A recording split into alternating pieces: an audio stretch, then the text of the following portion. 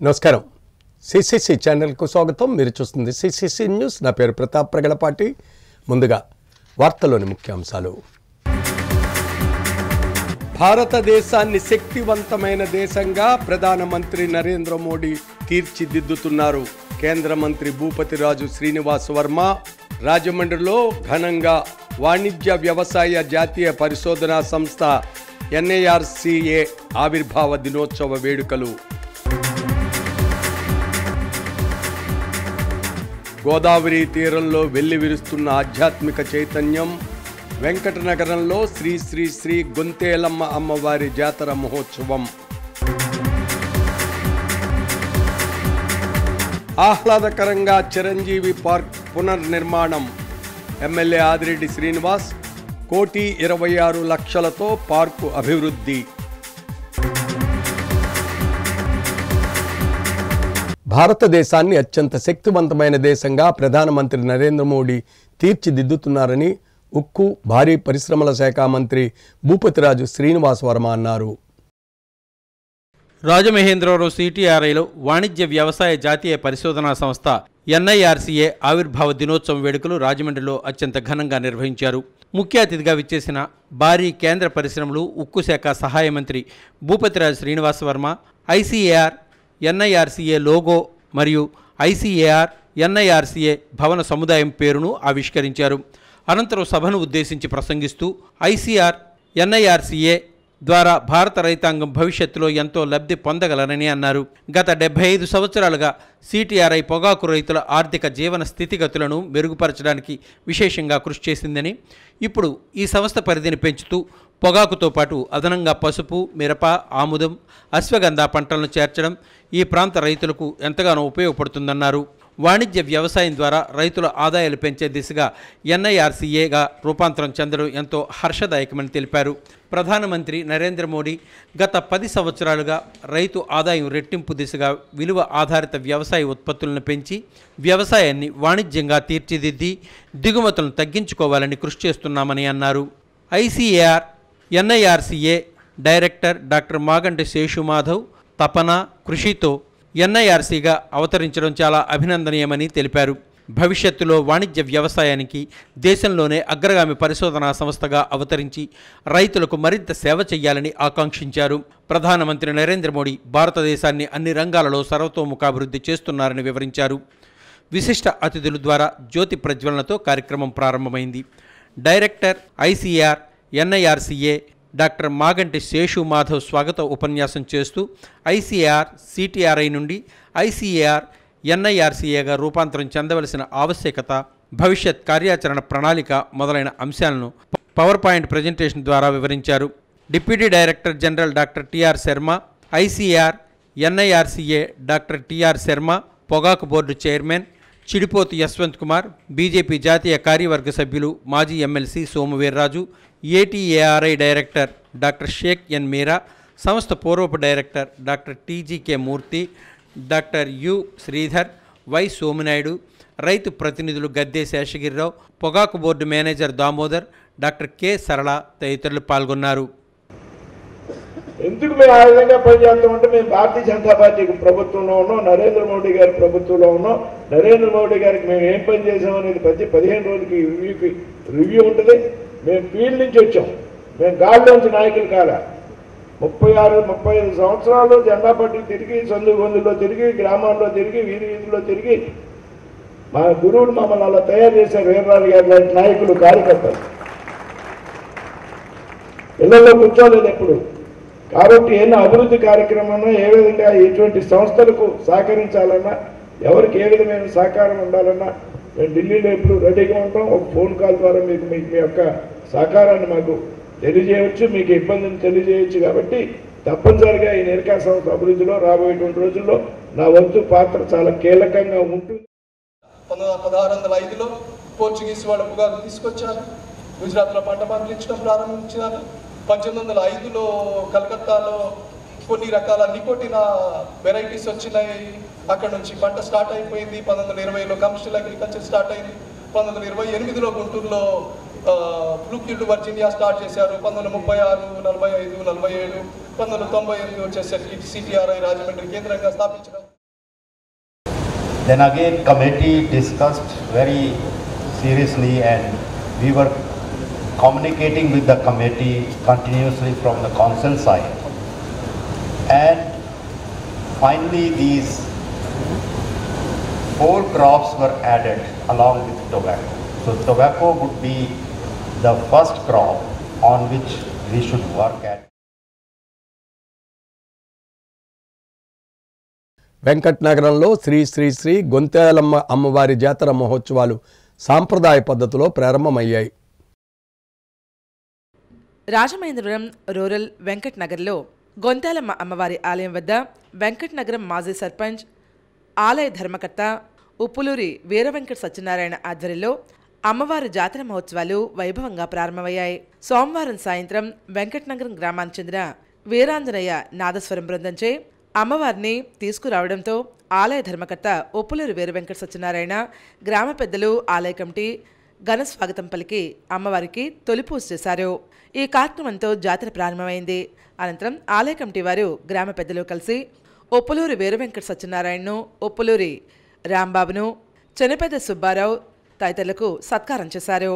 ఈ సందర్భంగా ఉప్పులూరి వీరవెంకట సత్యనారాయణ మాట్లాడుతూ 5 సంవత్సరాలకు ఒకసారి జరిగే ఈ జాతర కార్యక్రమం అత్యంత భక్తి శ్రద్ధలతో నిర్వహిస్తారని, ఈ జాతర 3 రోజుల పాటు జరుగుతుందని, అలాగే మగవారు ఎటువంటి మద్యపానం జోలికి పోకుండా ఎంతో భక్తి శ్రద్ధలతో జరుపుకునే జాతరని, వెంకట్ నగరం చుట్టుపక్కల గ్రామాల నుండి అధిక సంఖ్యలో భక్తులు తరలివచ్చి అమ్మవారిని దర్శించుకోవడం జరుగుతోందని, భక్తులకు ఎటువంటి అసౌకర్యం లేకుండా అన్ని ఏర్పాట్లు నిర్వహించామని తెలియజేశారు.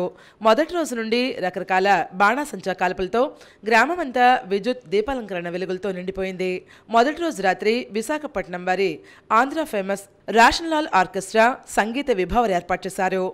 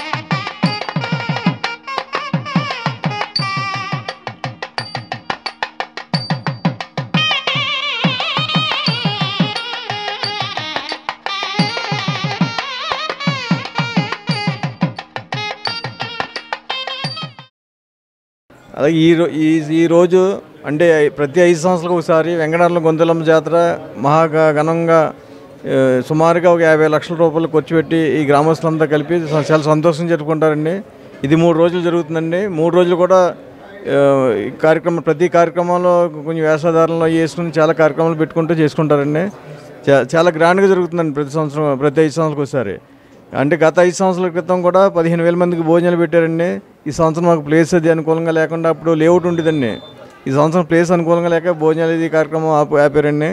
రోడ్లు ఇరుక్కున్నాయి అని చెప్పి చాలా గ్రాండ్గా జరుగుతుందండి 5 సంవత్సరాలకు ఒకసారి.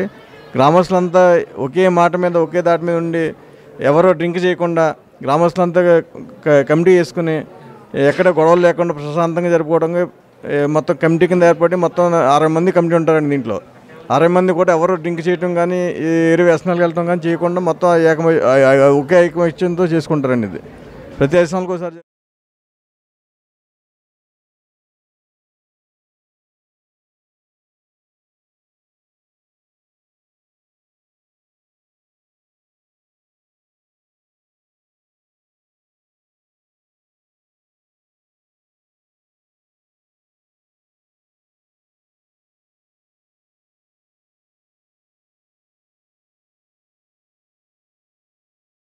రాజమండ్రి కంబాల్ చెరువు వద్ద ఉన్న చిరంజీవి పార్కును ప్రజల కోసం ఆహ్లాదకరంగా ఉండేలా పునర్నిర్మాణం చేస్తున్నామని ఎమ్మెల్యే ఆదిరెడ్డి శ్రీనివాస్ అన్నారు. స్థానిక కంబాల్ చెరువు వద్ద ఉన్న చిరంజీవి పార్కు పునర్నిర్మాణ పనులను MLA Adireddy Srinivas, Janasena party Rajahmundry city అధ్యక్షులు వై శ్రీను, జిల్లా కార్యదర్శి జామి సత్యనారాయణ, కూటమి నాయకులతో కలిసి పరిశీలించారు. ఈ సందర్భంగా ఎమ్మెల్యే ఆదిరెడ్డి శ్రీనివాస్ మాట్లాడుతూ మన్యం పులి అల్లూరి సీతారామరాజుతో పాటు ఉద్యమంలో పాల్గొన్న 11 మంది మన్యం వీరుల విగ్రహాలను 50 లక్షలతో ఏర్పాటు చేసినట్లుగా వివరించారు. దీంతో పాటుగా చుట్టూ బ్యూటిఫికేషన్ చేసేందుకు 70 లక్షలు వెచ్చిస్తున్నట్లుగా వివరించారు. మొత్తం 1,26,00,000తో పార్కుని పునర్నిర్మాణం చేయడం జరుగుతోందని వివరాలు తెలిపారు. సమాజ సేవకురాలు మదర్ తెరిసా విగ్రహం ఉన్న ఇదే పార్కును గతంలో కేంద్ర మాజీ మంత్రి మెగాస్టార్ చిరంజీవి ప్రారంభించారని, ప్రస్తుతం జరుగుతున్న పార్కు పనులు పూర్తయిన తర్వాత ఫిబ్రవరి 2వ వారంలో మెగా ఫ్యామిలీకి చెందిన వారితో పార్కుని ప్రారంభించాలన్న ఆలోచనలో ఉన్నట్లు తెలిపారు. స్థానిక కూటమి నాయకులు, నగరపాలక సంస్థ అధికారులు ఈ కార్యక్రమంలో ఆయన వెంట ఉన్నారు. చేతుల మీద ఈ పార్క్ని ప్రారంభించుకోవడం జరిగింది. దైవేచ్ఛ. ఇప్పుడు వాళ్ళ తనయుడు ఈ రోజున ఉప ముఖ్యమంత్రిగా ఈ రాష్ట్రానికి ప్రాతినిధ్యం వహిస్తున్నారు కాబట్టి ఆయన తమ్ముడు కళ్యాణ్ గారు వారి కుటుంబంతో ఈ పార్క్ని, కుటుంబ సభ్యులు ఎవరో ఒకరితోటి ఈ పార్క్ని ప్రారంభించుకోవాలన్నది జనసేన నాయకులు వైసీని గారు, అలాగే వారి యొక్క ఆలోచన. మరి ఆ ఆలోచన గౌరవించి తప్పకుండా ఆనాటి చిరంజీవి గారి చేతుల మీద జరిగినప్పుడు ఇప్పుడు మరలా ఆ కుటుంబ సభ్యులు ఎవరో ఒకరి చేతుల మీదే జరగాలన్నది మా తాలూకు ఆలోచన. దానికి ఏ విధంగా చేయాలన్నది వారి వైపు నుంచి వాళ్ళు చేస్తూ ఉన్నారు. అధికారులు త్వరగతిన పనుల్ని పూర్తి చేసి ఫిబ్రవరి 2nd వీక్ దీన్ని ఓపెన్ టు పబ్లిక్ చేయాలన్న ఆలోచనతో పనిచేస్తూ ఉన్నాం. కడప మండల ప్రజా పరిషత్ కార్యాలయంలో చొల్లంగి తీర్థం ఏర్పాట్లపై ఎంపీడీఓ అనుపమ ఆధ్వర్యంలో వివిధ శాఖ అధికారులతో ప్రత్యేక సమావేశం నిర్వహించారు. ఈ నెల 29వ తేదీన జరిగే చొల్లంగి అమావాస్య తీర్థానికి వచ్చే భక్తులకు ఎటువంటి అసౌకర్యం కలగకుండా చర్యలు తీసుకుంటున్నట్లు Kakinada MSN charges EO, endowment assistant commissioner Vijayalakshmi, Kadapa MPDO అనుపమలు వివరాలు తెలియజేశారు. ఈ కార్యక్రమంలో భాగంగానే మండల కేంద్రం కడప మండల ప్రజా పరిషత్ కార్యాలయంలో చొల్లంగి తీర్థం ఏర్పాట్లపై ఎంపీడీఓ అనుపమ ఆధ్వర్యంలో వివిధ శాఖల అధికారులతో ప్రత్యేక సమావేశం నిర్వహించారు. ఈ సందర్భంగా పలు శాఖ అధికారులకు ఈ నెల 28వ తేదీ అర్ధరాత్రి నుంచి 29వ తేదీన జరిగే చొల్లంగి తీర్థ ఏర్పాట్లపై సలహాలు, సూచనలు అందించారు. ఈ సంవత్సరం చొల్లంగి అమావాస్య బుధవారం రావడంతో భక్తుల తాకిడి అధికంగా ఉంటుందని, దీన్ని గమనించి ప్రత్యేక ఏర్పాట్లు చేయడం జరుగుతోందని ఎండోమెంట్ అసిస్టెంట్ కమిషనర్ విజయలక్ష్మి తెలిపారు. అదేవిధంగా ట్రాఫిక్ డైవర్షన్పై కడప ఎస్ఐ సునీత్తో చర్చించినట్లుగా తెలిపారు. ఈ కార్యక్రమంలో tahsildar Satyanarayana, superintendent Narasimha, EOP RD Srinivas, వివిధ గ్రామాల కార్యదర్శులు పాల్గొన్నారు.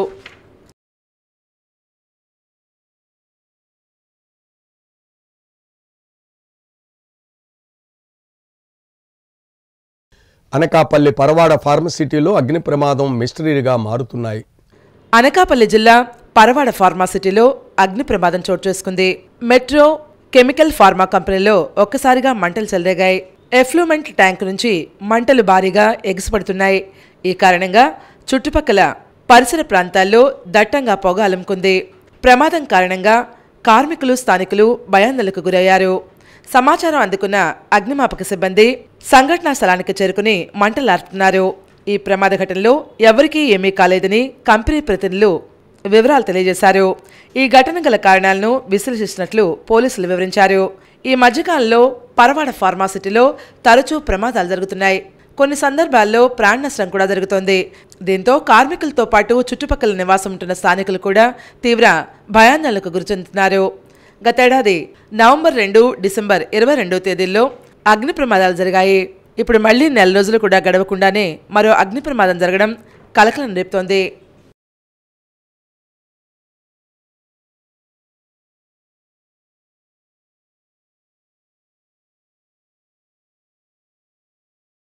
రాష్ట్రంలోని అన్ని ప్రైవేట్ రంగ సంస్థల్లో కూడా ఎస్సీ, ఎస్టీ, బీసీ, మైనార్టీలకు రిజర్వేషన్ అమలు చేయాలని సోషలిస్ట్ కూటమి రాష్ట్ర అధ్యక్షులు గోరింత అప్పలరాజు డిమాండ్ చేశారు. స్థానిక అంబేద్కర్ కమ్యూనిటీ హాల్లో సమావేశం నిర్వహించారు. ఈ సమావేశంలో సోషలిస్ట్ కూటమి రాష్ట్ర అధ్యక్షుడు గోరింత అప్పలరాజు మాట్లాడుతూ అన్ని రాజకీయ పార్టీలు తమతో మమేకం కావాలని కోరారు. ప్రధాని నరేంద్ర మోదీ ఈ విషయంలో ప్రత్యేక చొరవ తీసుకుని ప్రైవేట్ రంగంలో రిజర్వేషన్ కల్పించాలని ఆయన కోరారు. ఎస్సీ వర్గీకరణ విషయంలో సుప్రీంకోర్టు ఇచ్చిన తీర్పుని తూచా తప్పకుండా పాటించాలని ఆయన డిమాండ్ చేశారు. అందరికీ సమానత్వం, సమాన అవకాశాలు కావాలని కోరారు. దళిత నాయకుడు బోయినపల్లి కరుణాకర్ మాట్లాడుతూ ప్రతి సంస్థ ప్రైవేట్ రంగంలోకి వెళ్లిపోతున్న నేపథ్యంలో ప్రైవేట్ రంగంలో సైతం రిజర్వేషన్ల అవసరం ఉందన్నారు. హ్యూమన్ రైట్స్ ఎస్ఎస్ఎల్ నాయకురాలు కండవిల్లి లక్ష్మి మాట్లాడుతూ ప్రైవేట్ రంగంలో రిజర్వేషన్ కోసం తప్పనిసరిగా పోరాటం జరుగుతుందని, గోరంత అప్పలరాజు నాయకత్వంలో జరిగినటువంటి సమావేశంలో ఈ అంశంపై చర్చించామని తెలిపారు. సోషలిస్ట్ కూటమి రాష్ట్ర ఉపాధ్యక్షుడు ఎస్కే జానీ మాట్లాడుతూ ప్రైవేట్ రంగంలో రిజర్వేషన్ల కోసం పెద్ద ఎత్తున ఉద్యమం చేపట్టి సీఎం చంద్రబాబు దృష్టికి తీసుకెళ్లాలని కోరారు. ఎస్సీ నాయకులు దొండపాటి రాజు, డి దుర్గా, సిహెచ్ లక్ష్మి, కిర్లంపూడి మండలం బీజేపీ నాయకులు ఏ రామచంద్రరావు, కిర్ల లక్ష్మి తదితరులు ఈ కార్యక్రమంలో పాల్గొన్నారు. సోషలిస్ట్ కావాలని చెప్పేసి మా యొక్క మనవి. మరి ముఖ్యంగా ప్రధానమంత్రి నరేంద్ర మోడీ గారు మాకు ప్రైవేటు రంగాల్లో రిజర్వేషన్ అంశంపై మా ఎస్సీ, ఎస్టీ, బీసీ మైనారిటీలందరికీ కూడా ఒక రకమైనటువంటి రిజర్వేషన్ కల్పించి ప్రతి ఒక్కరినే ముందుండి నడిపించాలని కోరుకుంటూ పార్లమెంట్లో బిల్లు ఆమోదించాలని తలపెట్టిన ప్రతి కార్యక్రమాన్ని చూసుకుంటూ ప్రతి కార్యక్రమాన్ని విజయవంతంగా చేకూర్చాలని, అలాగే ఎస్సీ కమ్యూనిటీకి అని కాదండి, ఎస్సీ, ఎస్టీ, బీసీ మైనార్టీలకు కార్పొరేషన్ విషయంలో లోన్స్, ఆటోలు అవి కూడా ఇస్తానని ప్రకటన చేసిన రీతిగానే మీరు యువతకు భరోసా కల్పిస్తారని మా అందరి తరఫున మీకు విన్నవించుకుంటున్న కండవెల్లి. హైదరాబాదులో పలుచోట్ల ఐటీ అధికారులు ఆకస్మికంగా ప్రముఖుల ఇళ్లలో కార్యాలయాల్లో తనిఖీలు ప్రారంభించారని సమాచారం వస్తుంది. హైదరాబాద్లో ఐటీ సోదాలు నిర్వహిస్తోంది. దిల్రాజు సహనిర్మాతల ఇళ్లు, ఆఫీసుల్లో ఆదాయ పన్ను శాఖ అధికారులు ఆకస్మిక సోదాలు చేస్తున్నారు. హైదరాబాద్లో మంగళవారం ఉదయం ఐటీ అధికారులు సోదాలు చేపట్టారు. దిల్రాజు ప్రముఖ నిర్మాతల ఇళ్లు, ఆఫీసులపై ఆకస్మిక దాడులు జరిపింది ఐటీ శాఖ. గేమ్ చేంజర్, సంక్రాంతికి వస్తున్నాం వంటి సినిమాలు నిర్మించిన దిల్రాజు ప్రొడక్షన్స్ పై ఐటీ అధికారులు ఫోకస్ చేశారు. ప్రముఖ నిర్మాతలు దిల్రాజు, శిరీష్లతో పాటు దిల్రాజు కూతురు హన్షా రెడ్డిలకు సంబంధించిన ఆస్తులపై ఐటీ సోదాలు చేపట్టినట్లు సమాచారం అందింది. జూబ్లీహిల్స్, బంజారాహిల్స్లో పలు నిర్మాతల ఇళ్లు, ఆఫీసులు, ఇతర ఆస్తులపై ఐటీ అధికారులు తనిఖీలు నిర్వహిస్తున్నారు. ఏకకాలంలో 8 చోట్లు దాదాపు 50 మంది అధికారులు తనిఖీలు చేపట్టారు.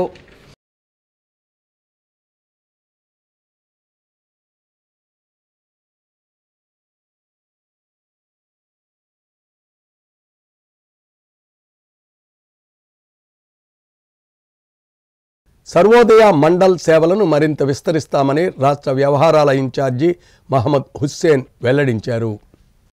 ఆంధ్రప్రదేశ్ రాష్ట్రంలో సర్వోదయ మండల్ కార్యాచరణను, సేవా కార్యక్రమాలను పునరుద్ధరించడంలో భాగంగా రాష్ట్రంలోని అన్ని జిల్లాలకు కార్యనిర్వాహక కమిటీలు నిర్మించడం జరుగుతోందని రాష్ట్ర అధ్యక్షుడు ఎన్ రాంబాబు వెల్లడించారు. కమిటీల నియామకాలన్నీ కూడా నియమ నిబంధనల ప్రకారం జరుగుతున్నాయని వివరించారు. స్థానిక లాలా చెరువు వీనస్ కన్వెన్షన్ సెంటర్లో మంగళవారం సర్వసేవా సంఘ్ జాతీయ మేనేజింగ్ ట్రస్టీ, ఆంధ్రప్రదేశ్ రాష్ట్ర వ్యవహారాల ఇన్ఛార్జ్ మహమ్మద్ హుస్సేన్ ఫరీద్ షేక్ పర్యవేక్షణలో తూర్పుగోదావరి జిల్లా సర్వోదయ మండల్ కార్యనిర్వాహక కమిటీ సమావేశాన్ని నిర్వహించి నూతన కార్యవర్గాన్ని ఎన్నిక చేసినట్లుగా వివరించారు. జిల్లా అధ్యక్షుడిగా పాతాళ వీరబాబు, జిల్లా ప్రతినిధిగా కొంకిపాటి పొన్నయ్య, ఉపాధ్యక్షురాలుగా వేమగిరి నిర్మలారాణి, ప్రధాన కార్యదర్శి ఎరేజ్ రవితేజ, కోశాధికారి గండి రవికుమార్, సహాయ కార్యదర్శిగా బొడుపుల లీలావతి తదితరులు ఎన్నికయ్యారు. వారికి ధృవీకరణ పత్రాలు అందించారు.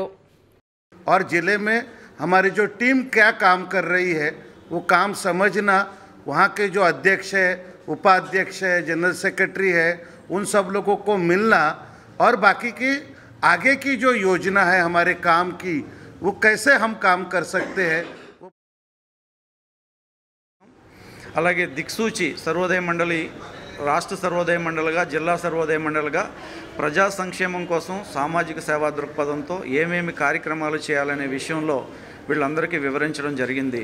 రానున్న రోజుల్లో జిల్లాల వ్యాప్తంగా మండల స్థాయిలో, గ్రామాల స్థాయిలో కూడా సర్వోదయ మండలి కమిటీలను ఏర్పాటు చేసి సమాజంలో సామాన్య ప్రజలకు జరుగుతున్న సమస్యలను ఎదుర్కోవడానికి కానీ వాళ్ళకి కావాల్సిన కనీస అవసరతలను తీర్చడానికి కానీ ఆంధ్రప్రదేశ్ సర్వోదయ మండలి శరవేగంగా పనిచేస్తుంది.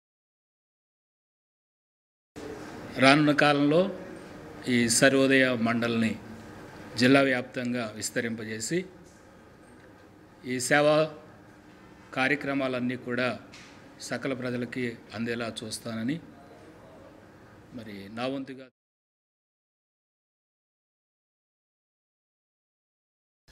రాజమండ్రి పరిసర ప్రాంతాల్లో జరిగిన కార్యక్రమాలను మనం ఒకసారి వీక్షిద్దాం. రాజమహేంద్రవరం రామకృష్ణ మఠంలో నారాయణ సేవా కార్యక్రమంలో భాగంగా మున్సిపల్ పారిశుద్ధ్య కార్మికులకు రేషన్ కిట్స్ పంపిణీ చేశారు. స్వామి వివేకానంద 163వ జయంతి ఉత్సవంలో ఘనంగా నిర్వహిస్తున్నారు. రాజమహేంద్రవరం నగరపాలక సంస్థలో పనిచేసే 163 మంది పారిశుద్ధ్య కార్మికులకు రేషన్ కిట్స్ అందించారు. ఈ కార్యక్రమాన్ని రామకృష్ణ మఠం అధ్యక్షులు స్వామి పరిజ్ఞయానంద పర్యవేక్షిస్తున్నారు. 9 రకాల వంట సరుకులు ఉంటాయి. దీంట్లో ఏంటంటే మొత్తం ఈ 9 రకాల వంట సరుకులు కలిపి సుమారు 800 రూపాయలు. ఈ 163 రేషన్ కిట్స్ కలిపి సుమారు 1,30,000 రూపాయలు ఖర్చు చేయడం జరిగింది. దీంట్లో ప్రతి ఒక్క రూపాయి కూడా ఎంతోమంది దాతలు ముందుకు రావడం వలన ఇటువంటి సేవా కార్యక్రమాలు చేయడం జరిగింది. కాబట్టి భవిష్యత్తులో కూడా ఇటువంటి సేవా కార్యక్రమాలు ఎన్నో జరుగుతూ ఉంటాయి. నేను స్వామి సేవ్యానంద రామకృష్ణ మఠం రాజమహేంద్రవరం నుండి.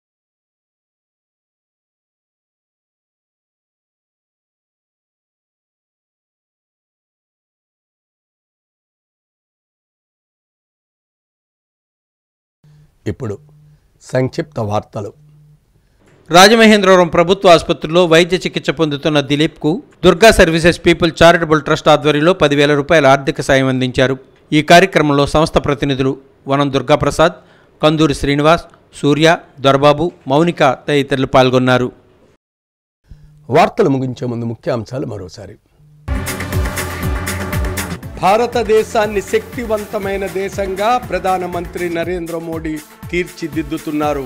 కేంద్ర మంత్రి భూపతిరాజు శ్రీనివాస్ వర్మ రాజమండ్రిలో ఘనంగా వాణిజ్య వ్యవసాయ జాతీయ పరిశోధనా సంస్థ NIRCA ఆవిర్భావ దినోత్సవ వేడుకలు.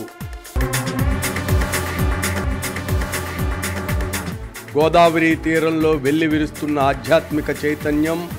వెంకటనగరంలో శ్రీ శ్రీ శ్రీ గొంతేలమ్మ అమ్మవారి జాతర మహోత్సవం. ఆహ్లాదకరంగా చిరంజీవి పార్క్ పునర్నిర్మాణం.